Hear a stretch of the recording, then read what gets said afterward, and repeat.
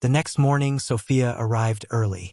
The EuroFresh lobby was still quiet, with only a few logistics staff pushing carts of documents and the soft hum of the coffee machine filling the air. She swiped her temporary card at the elevator and stepped onto the 7th floor just as the clock struck 7:50. No one was waiting for her. No one greeted her. Everything was as before, a smoothly running, cold, high-efficiency ecosystem, devoid of human warmth. On her desk lay a stack of faded invoices with no sender name. There was only a hastily scribbled note. Scan and categorize Tara. Sofia frowned. She had never met Tara, but recognized the name from the internal directory, one of the 3 junior finance staff, notorious for assigning tasks outside their authority. Still, she complied. Turning each invoice carefully, Sofia flagged unusual entries. Duplicate expenses on the same day for the same vendor code. The data was instantly backed up into her private encrypted repository using software supplied by the Union Treasury. Software that only ran on her computer, disguised as a corrupted Excel file.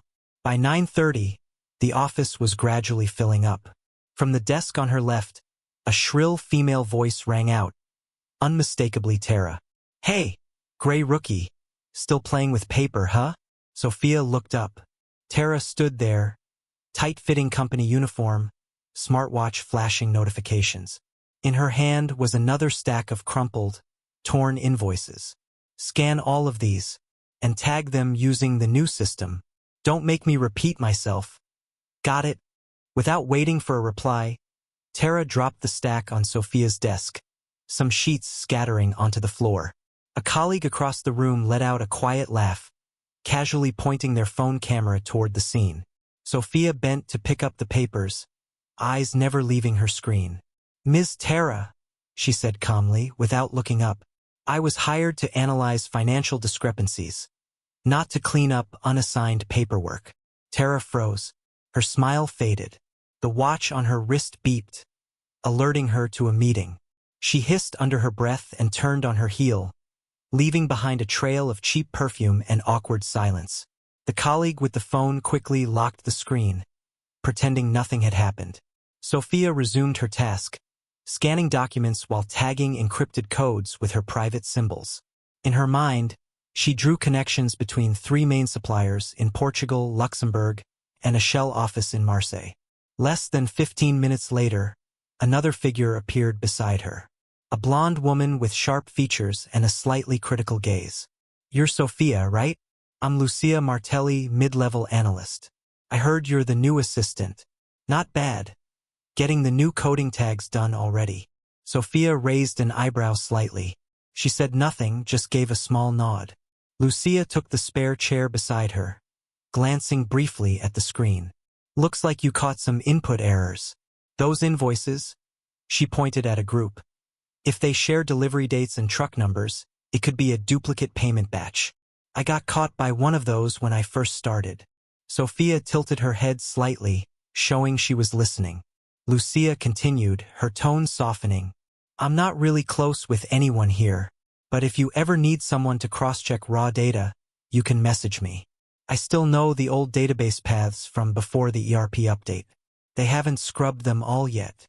She stood up, gave Sofia a neutral look, not friendly, not hostile, and walked away as if she had never been there. Sofia sensed something shifting. Nothing big, but real. She continued typing, retrieving invoices with duplicate codes. A dataset from 2022 appeared on screen, nearly 800 transactions, at least 40 of them suspicious. Matching dates, matching quantities, but discrepancies in recipient account names. A soft beep chimed through her Bluetooth earpiece. An encrypted message from Victor Kovacs. "Victor, good. Continue with the Lusitania Mar chain. I'm locking Henrik's profile in the audit system. You have 2 more days to deliver the first piece of evidence. Stay undercover." Sofia marked a symbol in the corner of her notebook. A black circle with a diagonal line. Her signal for priority action. She closed the tab, hit the 20-second self-destruct code, pulled out her USB, and hid it in the secret compartment behind her chair. At that moment, Etienne walked by, holding documents from the server room. "Miss Sofia, I found Henrik's unauthorized access log to the vendor folder from last night. Just sent it to you. Encrypted copy. Sofia nodded. Etienne hesitated for a second, then asked quietly, "Are you really just an assistant?" Sofia looked at him for a long moment. Her eyes, behind the glasses, shimmered faintly. She didn't answer, just smiled, then turned back to her screen, typing as if she hadn't heard a word. The second day ended like that, no shouting, no endless meetings, but in that silence the gears began to turn. Glances had shifted. Questions were beginning to form. And Sofia? Still the girl in a gray sweater with an old notebook, typing quietly in a room full of people who had no idea what her real role was. In the afternoon, the atmosphere on the 7th floor grew livelier, not because of work, but due to what people like to call the golden hour of gossip. The time right after lunch, when strong coffee made rumors travel faster than Wi-Fi through the office partitions. When Sofia returned to her desk with an espresso in hand, she caught the gaze of Damien Morel, a seasoned finance officer with graying hair, always dressed in turtleneck cardigans and Italian leather shoes. He was speaking with Tara, loud enough for others to overhear. "The new assistant, huh? I hear she's brilliant. Some say she used to work in Hamburg, but no one's ever seen a proper HR file. Strange, isn't it?" Tara nodded knowingly. "Yeah, no one can verify her past either. She's on a temporary contract. After all, best keep your distance, just in case." Sofia sat down, set her coffee aside, and opened a new spreadsheet, pretending to review a budget report, though her fingers were inputting binary code into a simulated Excel interface, a technique only treasury agents were trained in. She didn't look up, didn't respond. She simply added another symbol to her notebook. Tara caution. Damien message relay. At around 3:10 p.m., while the analytics team was in a closed meeting, Sofia took the opportunity to access the ERP system's auxiliary server through a hidden entry point Etienne had created using an anonymous proxy. She ran a query to extract data exports for Lusitania Mar. Under these conditions, duplicate payments within a 30-day window, matching recipient accounts in Luxembourg, contract numbers beginning with PT/22. Result: 14 entries. Total value: over 3.8 million euros. Among them, 3 documents were digitally signed by Henrik Svensson. Sofia captured the entire dataset and moved it into her encrypted file system tagged Black Dove Batch 01. This was Level 1 evidence, enough to initiate a preliminary investigation at the national level. As she began compressing the file, a notification popped up from the internal system. Sofia Richter urgent meeting in the Seville room. Requested by Henrik Svensson. She shut down the screen, locked her USB, and stood up. The Seville room was a small meeting space, typically reserved for handling internal matters. Henrik was already there, expression unreadable, hands placed on the table like a statue. Beside him sat Margot Duval, head of human resources, her blonde hair stiff as a helmet, white glasses cold and clinical. Margot spoke first. "We've just received a system alert about unusual access from your terminal to a locked payment archive. How do you explain this, Sofia?" Sofia responded without hesitation. "The folder wasn't locked.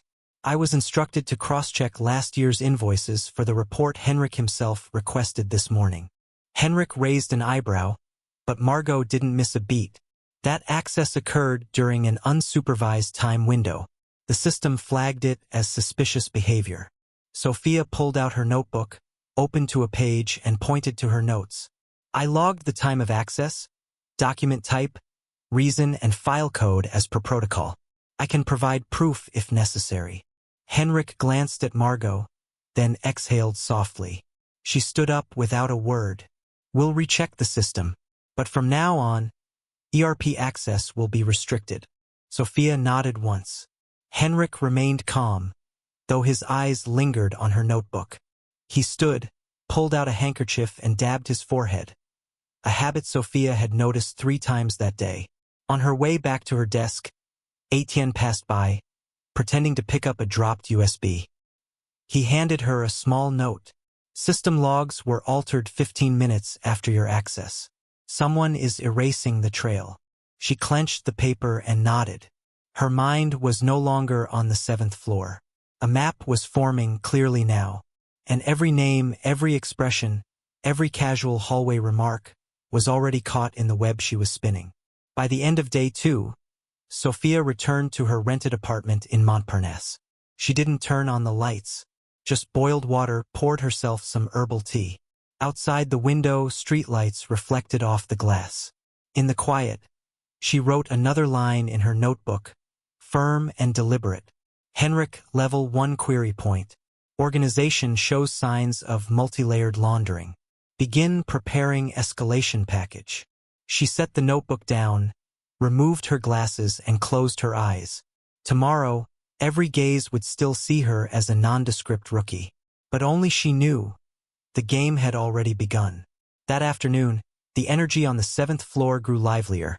Not because of the work, but thanks to what people like to call gossip hour. That golden window after lunch, when strong coffee made rumors slip past partitions more easily than Wi-Fi. As Sofia returned to her desk with an espresso in hand, she caught the gaze of Damien Morel, a seasoned finance officer with silver-streaked hair, a fondness for turtleneck cardigans, and polished Italian leather shoes. Damien was speaking to Tara in a tone loud enough for everyone to hear. The new assistant, right? I've heard she's quite sharp. Some say she worked in Hamburg, but there's no clear HR file. Strange, isn't it? Tara nodded. Yeah, no one can really verify her background, temporary contract, and all. Best to keep a distance, just to be safe. Sofia sat down, placed her coffee to the side. She opened a new spreadsheet, pretending to review the budget, while her fingers tapped out binary code into a simulated Excel shell, a technique only treasury agents were trained in. She didn't look up, didn't respond. She simply added another note to her notebook. Tara, caution. Damien, information conduit. Around 3:10 p.m., while the analytics team was in a closed meeting, Sofia accessed the backup ERP server through a hidden proxy path Etienne had crafted with an anonymous shell. She ran a query for Lusitana Mar data exports, filtered by duplicate payments within 30 days, matching recipient account in Luxembourg, contract numbers beginning with PT/22, result, 14 files, total amount, over 3.8 million euros. 3 of those had Henrik Svensson's digital signature. Sofia captured the entire dataset and transferred it into her encrypted archive, tagging it Black Dove Batch 01. This was level 1 evidence, sufficient to trigger a national preliminary investigation. As she was compressing the files, a system alert popped up. Sofia Richter, urgent meeting summoned in Seville room. Requested by Henrik Svensson. She shut down her screen, locked the USB, and stood up. The Seville room was a small meeting space, usually reserved for internal issues. Henrik was already there, unreadable as ever, hands resting on the table like marble. Beside him sat Margot Duval, head of HR.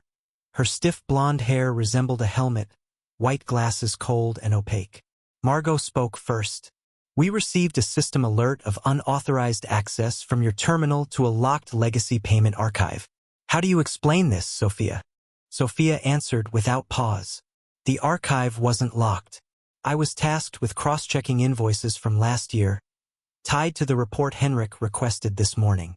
Henrik raised an eyebrow, but Margot continued. The access occurred during an unsupervised period.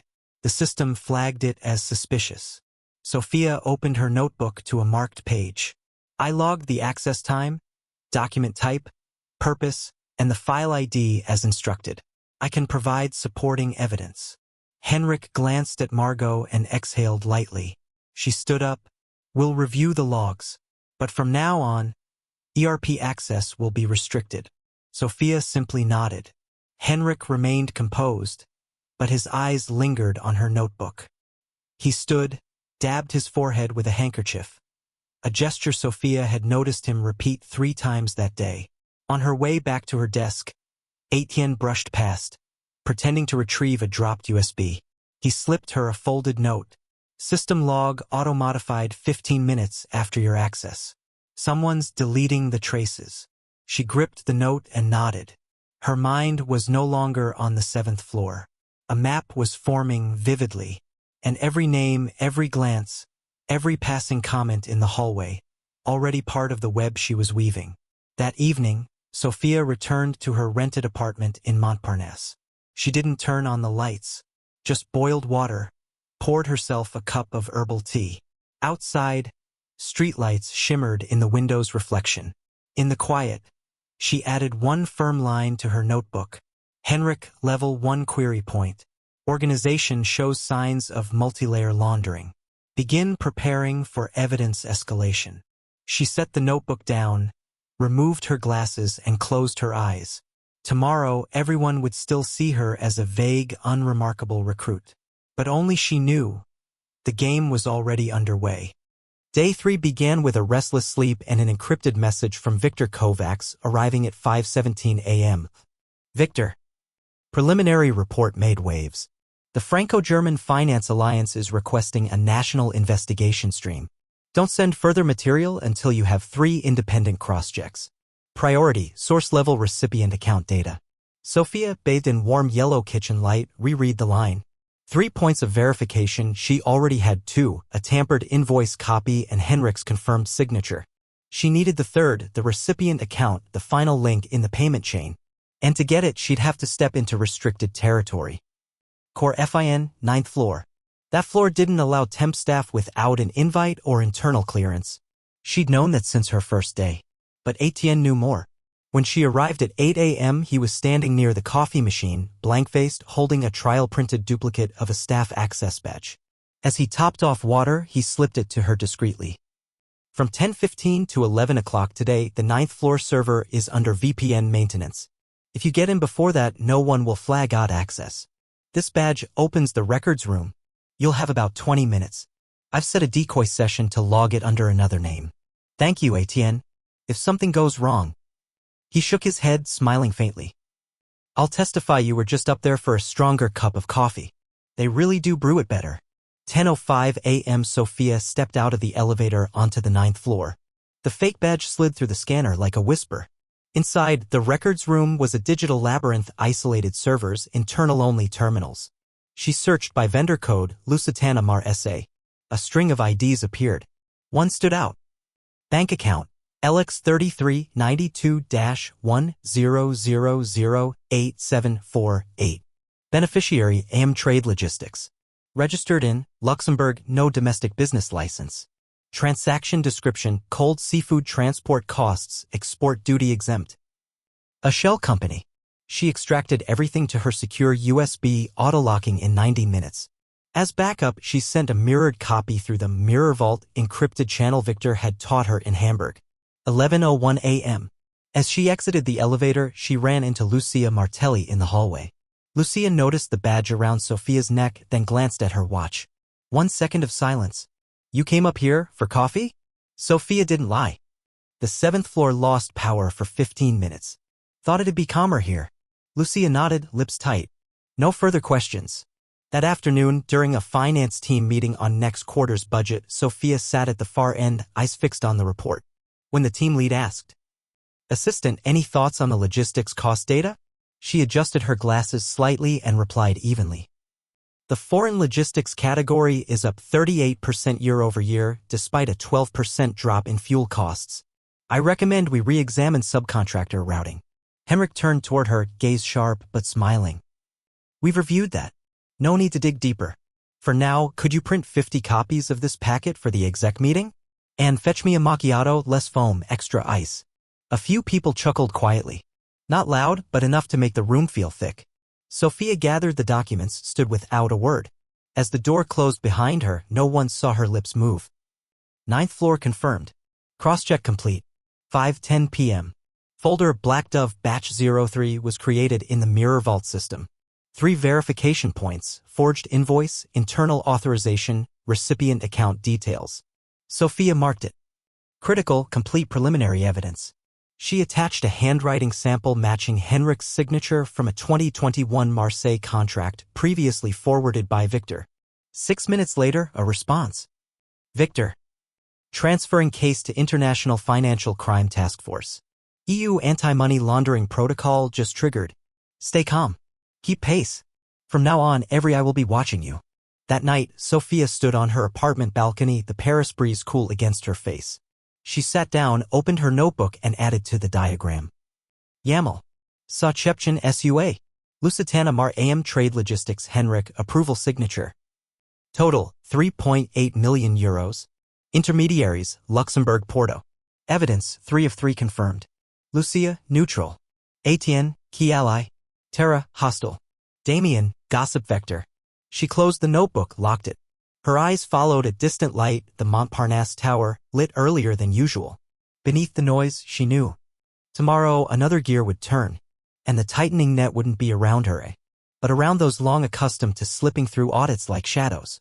In the silence, she allowed herself a faint smile. The hunt had begun. Day 4 passed with a stillness so normal it felt staged. No warning emails, no sudden meetings, no sight of Henrik in the hallways, not even a sideways glance. It made one thing clear to Sofia: the storm was pulling back to gather strength. And like any storm, it began with an unnaturally calm silence. At 9:02 a.m., Sofia received a meeting invitation via the internal system. Subject: restructuring internal ERP processes, proposal from the audit team. The sender: Rachel Giroux, internal compliance inspector, quietly known among the office staff as the Hawk, a sharp eye who monitored everything from process minutiae to file naming conventions. Sofia read the email several times. The proposal came from the audit team, a group she wasn't part of. The invitation wasn't mandatory, but the schedule was strongly suggested.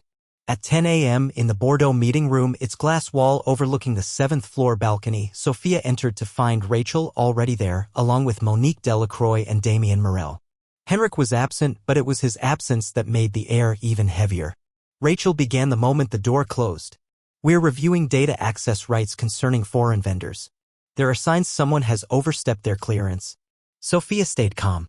Light from the glass struck her glasses, casting a line of reflection across one eye. "If you're referring to me, you should say so directly." I stayed within my assigned scope, cross-referencing payment data per Monday morning's instructions. Rachel didn't retreat. She slid a thin folder across the table.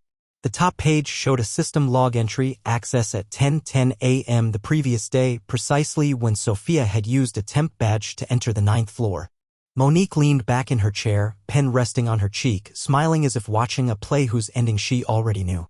"Miss Sofia," Monique said, her voice sweet enough to sour, "data assistants don't usually wander onto the 9th floor unless they're craving iced coffee, right?" Damien cleared his throat. "No one's blaming you. But accessing supplier bank files goes too far. We just need you to do your part. Gather, log, don't interpret." Sofia slowly placed both hands on the table, her voice as soft as pouring water. "If I find a faulty transaction, I won't ignore it. If the process demands that I look away, I'll rewrite the process." The room chilled. Rachel stopped tapping her pen. Her gaze dropped to Sofia's neck where the temporary employee badge still hung loosely. "Then perhaps we should reevaluate the clearance level of a data assistant. I'll recommend temporary access suspension until HR and IT verify your full activity log. I'll cooperate. But you should know that access wasn't self-issued." Sofia stood up. Before leaving the room, she added, not loudly but just enough to make Rachel pause mid-breath, "And if necessary, I can provide a list of others who accessed that same folder before me, including a name none of you would expect." Then she left without looking back. The glass door closed, reflecting Monique still resting her chin on her hand and Rachel turning to Damien with the faintest crease between her brows. At 11:37 a.m. on the ground floor, Etienne sent a message. 9th floor firewall was reset at 11:15. "Someone tried to delete your access logs. I recovered a ghost copy but had to run it through the old server." Sofia replied with a single word: upload. She knew that only Henrik or someone even higher could adjust the firewall on a secure floor. But where was Henrik? He hadn't appeared all morning. The rumor said he was in an external meeting. But where is outside when the matching data can only be accessed internally? At 3 p.m. on the 7th floor near the printer station, while Sofia was reprinting audit files, Lucia Martelli approached, holding a cup of iced tea. "I told Rachel I didn't know anything about the 9th floor." Sofia wasn't surprised. "You did the right thing. I never asked you to help." Lucia was quiet. After a moment, still watching the printing screen, she added, "But if they ask again, I won't lie. I don't want to disappear like Henrik." Sofia turned to face her directly. "Where's Henrik?" Lucia replied softly, almost whispering. "Internal chatter says he's been suspended. No one's seen him since this morning. His access was revoked. Someone from outside, a man named Victor, I think, requested every file Henrik ever signed." The silence that followed stretched longer than usual. "Do you know what's really going on, Sofia?" Sofia smiled barely. Not a real smile, just a flicker of quiet certainty at the edge of her lips. "If you believe the system has gone far too long without scrutiny, then stay still and watch. Because in a few days, no one will be able to pretend they didn't know." Lucia looked at her for a long time and said nothing more. At 5:45 p.m., a message arrived from Victor. "Henrik suspended. 3 out of 3 evidence points validated by the board. Begin phase 2. Trace linked accounts. They're tightening the rope. You're holding it. Don't let your hands shake." Sofia closed her laptop. For the first time all day, she took off her glasses and leaned her head back. The 7th floor was empty. On her screen, the final line of the data table appeared. Markdown. Sawcheption SUA. Transaction linked accounts. AM Trade Logistics AML Global, Luxembourg. AML Global Freshmart France. Internal ledger. Shell account. Freshmart internal ledger exec. Fund disbursement /CFO clearance. Hashtag trail active. Confirming link to board. Sofia wrote one more line. They think they can hide. But data doesn't stay silent. And data doesn't lie. She turned off the light and left her desk. The night wind slipped through the empty hallway. Somewhere, the printer still whispered, like the system beginning to speak. Tomorrow, Sofia would no longer be just on the edge. Tomorrow, the darkness behind the glass would shatter. The next morning, EuroFresh Holdings opened as usual. Employees scanned their badges, elevators arrived on time, and the printers resumed their steady rhythm of quarterly budgets. But something had changed, something not in the process flow, not logged in the internal system, not documented in any memo. It drifted quietly across keyboards, through restless glances, and in murmurs no one dared to speak aloud. Sofia Richter was gone. At 8:13 a.m., on the 7th floor, Lucia Martelli stepped into the finance section, her eyes sweeping the now vacant space. Sofia's desk was spotless, not a speck of dust. The monitor was off, the chair neatly tucked in. The familiar pen, seen by everyone but never touched, was no longer there. Lucia sat down and opened her inbox. A new internal email from Rachel Giroux had just arrived. All employees connected to this week's data incident are instructed not to speak to the press. All information must go through the legal department. Personal ERP system access will be temporarily monitored until further notice. She read it twice. Her hands suddenly felt cold. She remembered what Sofia had said in the hallway the day before. In a few days, no one will be able to pretend they didn't know. Quietly, Lucia took out her phone and opened an old group chat, and used for a long time, called Archive Team 2021. The list included a few who'd left, some still at the company, and one name she hadn't expected, Etienne Moreau, the former IT intern. She typed, "Etienne, I need to see you. Urgently." In the IT room on the 2nd floor, Etienne was reviewing security logs from the backup server. Since Sofia had been taken, he hadn't slept. All night he had tracked every unusual internal IP, hitting the vendor_recon system. There had already been at least 4 deletion attempts since Sofia's arrest. But Sofia wasn't naive. She had left something behind. A file hidden deep inside the mirror system, under the alias transcript_1978B. When he opened it, it wasn't a spreadsheet. It was a video. In it, Sofia stood before the camera, hair tied back, dressed in a white shirt, exhaustion visible in her eyes. "I am Sofia Richter, interagency investigator with the EUFF. The data I collected on EuroFresh shows evidence of money laundering, cloak transfers through a shell account named AML Logistics since last June. The evidence has been transmitted to the German Ministry of Finance and the French Financial Coordination Office. If this video is playing, it means I've been intercepted. But the data isn't in one place. I've split it into 4 parts, fragmented and encrypted. Each piece is hidden in a different dummy folder across the ERP system. The first to decrypt it won't be me, but whoever reads this sentence. Data doesn't lie. Only people do. Etienne sank into his chair, his spine cold. But one word filled his head: activate. On the 10th floor, Victor Kovacs entered the boardroom with a red dossier. He didn't knock, didn't bow, didn't wait for an invitation. Around the table sat the department heads: finance, HR, audit, legal. No one smiled. Victor spoke plainly. I represent the Intergovernmental Audit Office of the EU Treasury. This order is approved at the parliamentary level. He laid the folder on the table, opened it. Inside, an electronic seizure warrant, ID number IRD-FR/0462-2025. Starting today, all financial data from the past 2 years at EuroFresh will be frozen, investigated, and cross-checked. Any log deletions, access blockages, or data manipulation will be prosecuted under European financial law. Across from him, Margot Duval swallowed hard. Rachel's face turned pale. Damien wiped sweat from his brow. Victor ended with one sentence. And if any of you still think this is some bluff from an anonymous assistant, then you don't understand how this world actually works. At 6:42 p.m., on the 7th floor, Lucia received a message from Etienne. Found the second segment. Password is the company name reversed. Lucia typed "sure for you" into the decryption box. The file opened. Inside were 26 falsified maritime shipping invoices, each signed by Henrik, and an internal email from the CFO sent to the CEO.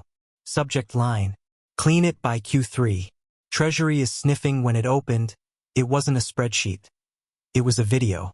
In it, Sofia, her hair tied back, wearing a white shirt, stood in front of the camera, her eyes betraying visible exhaustion. I'm Sofia Richter, interagency investigator with the EUFF. The data I've collected on EuroFresh reveals signs of money laundering, covert transfers through a shell account under the name AML Logistics since last June. The evidence has been submitted to the German Ministry of Finance and the French Financial Coordination Office. If this video is playing, it means I've been stopped. But the data isn't stored in one place. I've split it into 4 parts, each encrypted and fragmented. Every part is hidden in a simulated folder across the ERP system. The first person to decode them won't be me.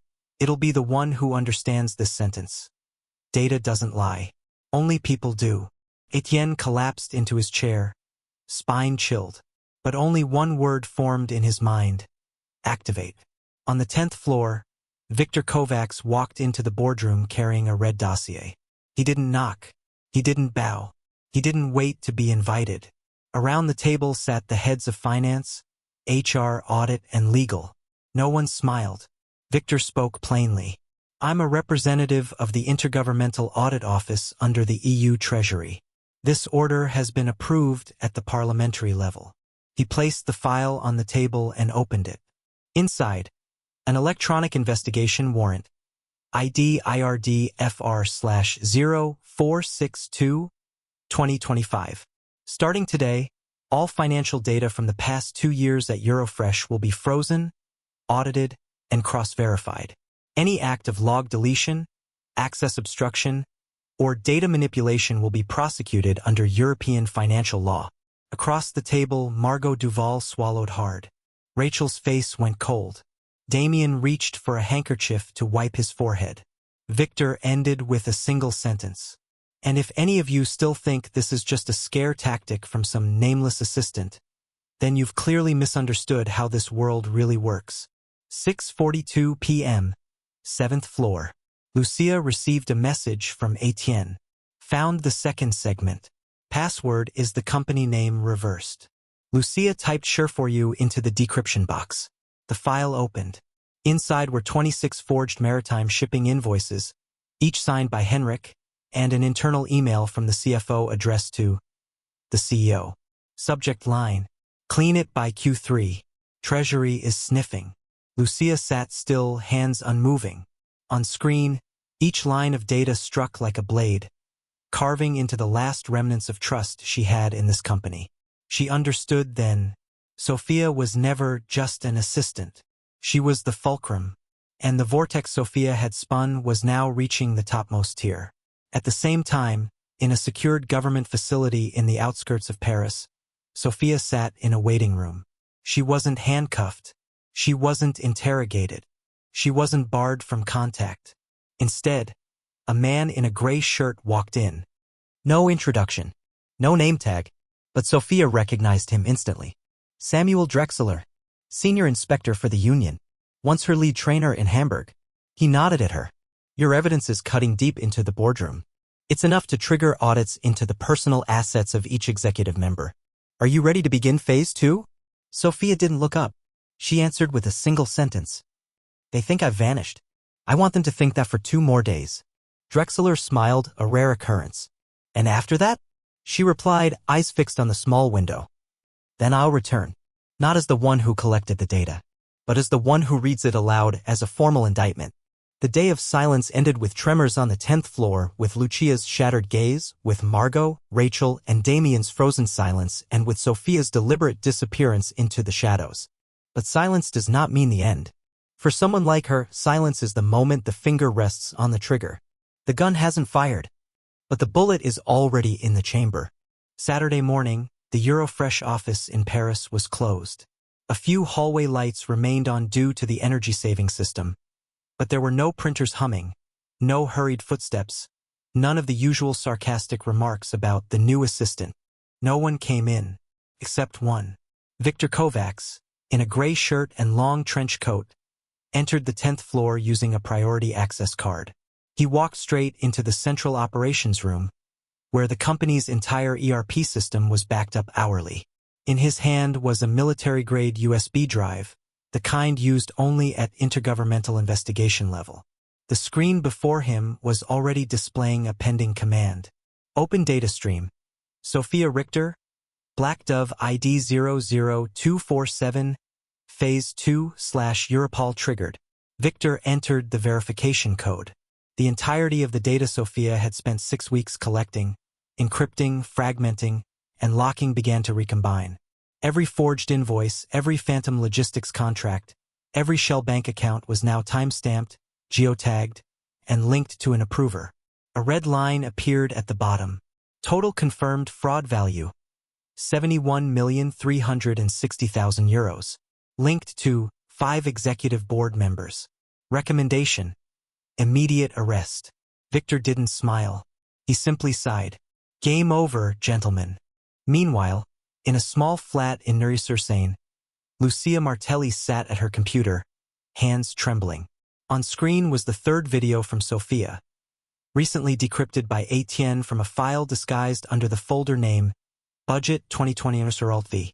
Sofia sat beneath dim lighting, voice calm. I may not live to see the end, but what matters isn't that I stand in front of them. What matters is that the evidence is undeniable. That's why I need you, those who still have a conscience. Lucia, if you're seeing this, it means Etienne trusts you. There's one final folder not in the system. It's in my office. Bottom drawer under the lining. Inside is a recording of all finance meetings from April to June, when they decided to split invoices to dodge audit. Lucia froze, then stood up, grabbed her coat, and took the spare key Sofia had left before being summoned. She rushed out the door. 9:43 a.m. Lucia entered the 7th floor using her old employee badge. No guards. No resistance. Weekend security was off duty, and Victor had authorized access for one person only. Sofia's office was exactly as she'd left it. Clean desk, dark screen, no trace, except the small locked drawer.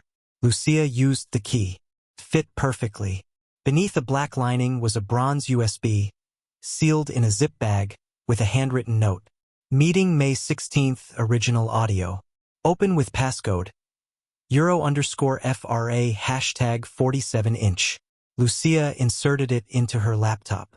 The audio began. Henrik's voice, clear and unfiltered. If we break the amounts below 250K, no one can consolidate them. They'd need CFO-level access. And no one's allowed up there. Margot Duval's voice followed. I'll revise the HR records, roll old vendors into one new chain. Sofia won't be allowed to see it. A third voice. A quiet chuckle. Then, let her chase old invoices. Like a mouse in a maze. By the time she realizes, the door's locked. Lucia removed her headphones. She didn't cry. She just breathed deeply. No more doubt. 10:30 a.m. Lucia sent the entire recording to Victor through a secure internal channel. Her message contained only 2 lines. Final evidence confirmed. She was right. About everything. Victor did not reply. He had already left the building. 2:05 p.m. Strasbourg. The European Union Legal Office issued an urgent warrant. Arrest 5 members of EuroFresh Holdings Executive Board on charges of money laundering, financial fraud, obstruction of investigation, and cross-border use of shell entities. The warrant was forwarded to the French Ministry of the Interior and dispatched to an Europol tactical unit. Execution plan. 6:30 a.m. Monday. During the Executive Board's weekly rooftop meeting. That Saturday night, Etienne sat on his apartment balcony, gazing down at the street. He received a message from Victor. Well done. Not a single log leaked. She will surface on her own. You don't need to find her. Etienne didn't reply. He opened the craft notebook Sofia had once forgotten. On the first page was a single line. Truth never needed applause. Just light. He closed the notebook. The lights of Paris still burned. But somewhere in the city, a bird had flown from its cage, carrying truth like fire. And on Monday morning, that fire would burn down an empire built on deception. EuroFresh Holdings HQ glowed as usual, but outside, the skies over Paris were dark, clouds hung heavy, and wind slapped against the glass walls like a silent omen. The rooftop boardroom was ready. Coffee, Perrier, thick Q4 budget reports neatly stacked. Carl Bertrand, senior analyst, yawned and checked his PowerPoint. Margot Duval sat still, hair in a bun, her face unreadable as always. Rachel Giroux quietly reviewed each line of her audit summary. No one noticed the strange silence in the system. No morning memos. No group pings from Henrik. On sudden leave. No network alerts. No one checking the bandwidth. 6:33 a.m. CEO Roger Clement arrived, wearing his usual silver Breguet watch, and nodded curtly. Let's begin. The glass door closed. But less than a minute later, it swung back open. Victor Kovacs entered, clad in a dark gray suit, his gaze harder than in previous cooperation briefings. Behind him were 4 Europol agents. Long coats, earpieces, eyes scanning the room. No one had time to react. Carl stood, confused. Excuse me, you are? Victor cut him off calmly. I'm a special auditor mandated directly by the European Financial Office. Under warrant EUF R4739, we are suspending all executive functions at EuroFresh effective immediately. He placed a brown folder on the table. This is a warrant for search, arrest, and temporary asset freeze of Margot Duval, Rachel Giroux, Damien Morel, Carl Bertrand, and Roger Clement. Wind howled against the windows. Silence froze the air. Rachel clenched her chair. Carl stood frozen. Margot leaned forward. You can't do this without. Victor slid a tablet to the center of the table. On screen, the May 16th recording. Margot's voice. Unmistakable. I'll revise HR records, roll old vendors into a new chain. Sofia must not see it. Immediately, 2 agents handcuffed Rachel and Carl. Another placed a hand on Roger's shoulder and pulled him up. Roger shouted, "You have no right. This is internal. I'm the CEO, A woman's voice rang from the doorway. But I don't work for you, Roger. And I'm not here for the job. All heads turned. Sofia Richter stepped in. No more gray sweaters. No foggy glasses. No quiet demeanor. She wore a sharp dark suit. A small EU financial union badge pinned on her lapel. Hair loose over her shoulders. Her face calm. Her voice steady. Not loud. Not trembling. But it suffocated every whisper in the room. I didn't come to be your assistant. I came for the truth. And you've helped me perfectly. Margot froze. Roger backed away, already cuffed. Who are you? Who are you? I brought you in. I gave you a chance. Sofia walked to the conference table, picked up the Q4 budget report, Roger's signature on it, approving millions to logistics providers now exposed as shell companies. You didn't give me a chance, Roger. You gave me time. He staggered. His mouth opened, but no words came. A press camera appeared behind Victor. The EU legal broadcast service had arrived, ready to capture the shortest executive meeting in EuroFresh history. Sofia turned to an agent. Also seize the CFO office drives. I already have the last week's logs, but I need physical evidence to indict 3 more names. The agent nodded. Operation proceeded. Lucia Martelli, standing just beyond the glass hallway, watched everything. She didn't enter, but when Sofia looked through the glass, their eyes met for just 1 second. No words were needed. They both knew. The net had closed. 9:17 a.m. 5 executives were escorted from the rooftop. In the lobby, employees stood in silent rows. No phones raised. No applause. No smiles. Only Sofia, walking calmly down the stairs, craft notebook still in hand, scribbling the final lines. At the ground floor, Jamal, the same guard who had escorted her on day 1, approached quietly. I saw the news this morning. Thanks for not walking away. Sofia smiled. A real smile, no mask, no fog. I didn't come to walk away. She pushed the door open. The first slivers of sunlight broke through the Paris clouds after 3 gray days. The world wasn't perfect yet, but the truth was no longer locked inside data. And the one who carried it was her. The EuroFresh Holdings headquarters gleamed as usual, but outside, Paris remained dark. The sky was covered in leaden clouds, and wind sliced across the glass walls like an omen.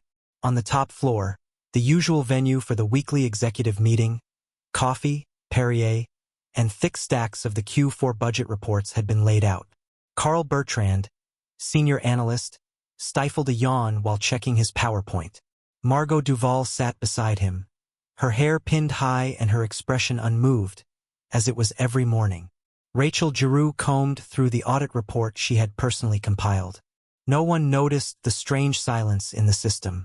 No morning announcements. No group ping from Henrik, who had taken a sudden leave of absence. No reminders from IT. No one checked the network. 6:33 a.m. CEO Roger Clement entered, wearing his usual silver Breguet watch. He gave a curt nod. Let's begin. The glass door slid shut, but less than a minute later, it swung open.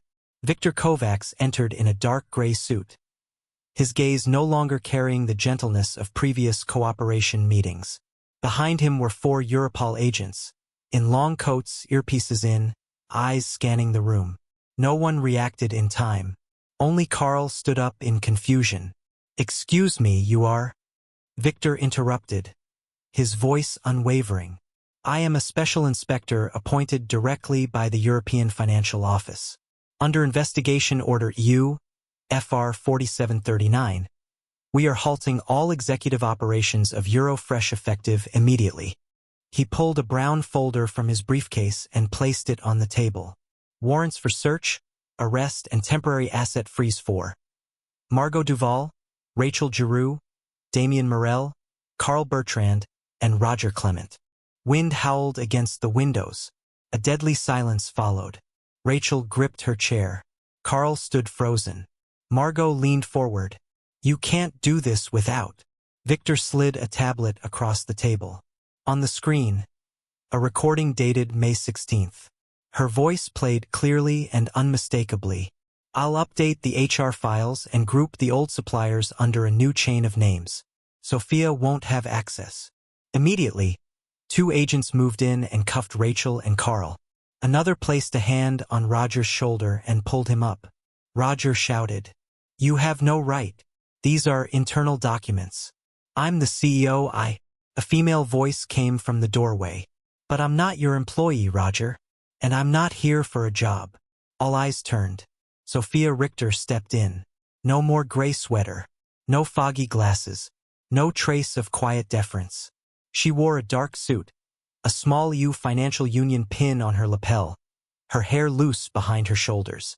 Her face was calm, her voice clear, steady, low, yet it cut through the room like a blade. I didn't come to be an assistant. I came for the truth. And you made that job very easy. Margot froze. Roger stumbled backward, wrists bound. Who are you? I gave you a chance. Sofia stepped up to the table, picked up a copy of the Q4 budget. Roger's signature authorized millions of euros in payments to logistics service providers, all of which had been proven shell companies. You didn't give me a chance, Roger. You gave me time. He staggered, mouth agape, but no words came. A press camera appeared behind Victor. The EU legal news channel was ready to record the shortest executive meeting in EuroFresh history. Sofia turned to an agent. Take the CFO's hard drive.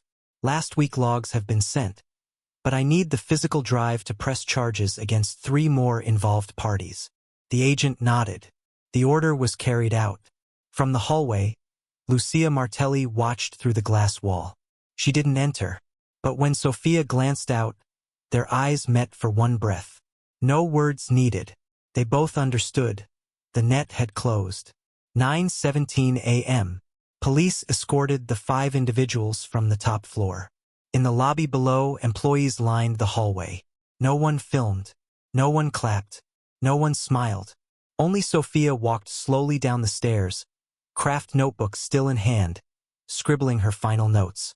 At the ground floor, a security guard stepped forward. It was Jamal, the same guard who'd once shown her the elevator. He said quietly, I saw the news this morning. Thanks for not giving up. Sofia smiled. A real smile. Not polite. Not blurred. I didn't come to walk away. She pushed open the doors. A thin ray of sun broke through Paris after 3 gray days. The world was not perfect, but the truth was no longer trapped in data. And the one carrying that truth was her. On the top floor, Roger's silver watch had fallen. His face cracked. The hands stopped at 9:18. No one picked it up. An empire fell not with bombs or bullets. Just one silent assistant who knew how to read the numbers and refused to look away.